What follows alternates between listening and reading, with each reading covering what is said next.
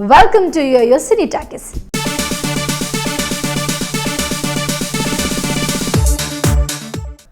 రచ్చ రవి బుల్లితెర ప్రేక్షకుల్లో ఈ పేరు తెలియని వారు ఉండరు.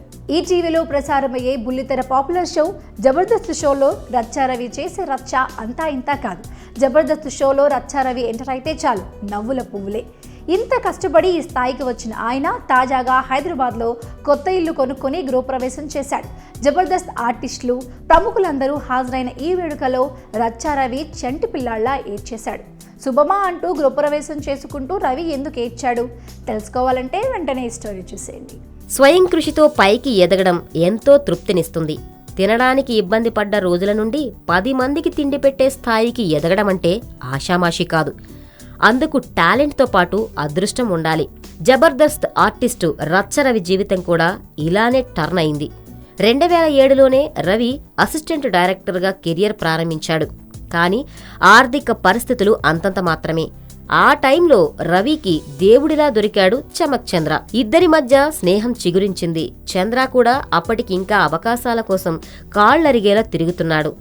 ఆ పరిస్థితుల్లో చంద్ర అప్పు చేసి మరీ రవిని ఆదుకున్న రోజులున్నాయి. ఆ తరువాత జబర్దస్త్ ప్రోగ్రాం ప్రారంభం కావడం, చంద్రకు మంచి గుర్తింపు రావడం, రవిని కూడా తన టీంలో పెట్టుకుని లైఫ్ ఇవ్వడం, అతడు కూడా ప్రేక్షకుల్లో మంచి గుర్తింపు తెచ్చుకోవడం అన్నీ చకచకా జరిగిపోయాయి. ఇప్పుడు రచ్చరవి జీవితం ఎంతో మారిపోయింది. రీసెంట్గా హైదరాబాద్లో సొంతిల్లు కూడా కొనేశాడు రవి. ఆ ఇంటి గృహప్రవేశ వేడుక ఈ మధ్య జరిగింది. ఈ కార్యక్రమానికి మెగా బ్రదర్ నాగబాబుతో పాటు మల్లెమాల అధినేత శ్యాంప్రసాద్ రెడ్డి, యాంకర్ శ్రీముఖి సహా పలువురు సినీ ప్రముఖులు హాజరయ్యారు.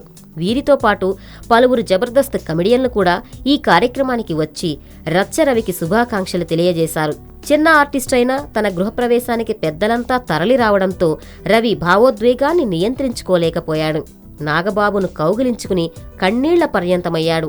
తనకు లైఫ్ ఇచ్చిన చమక్ చంద్ర దగ్గర కూడా రవి కన్నీళ్లు పెట్టుకున్నాడు.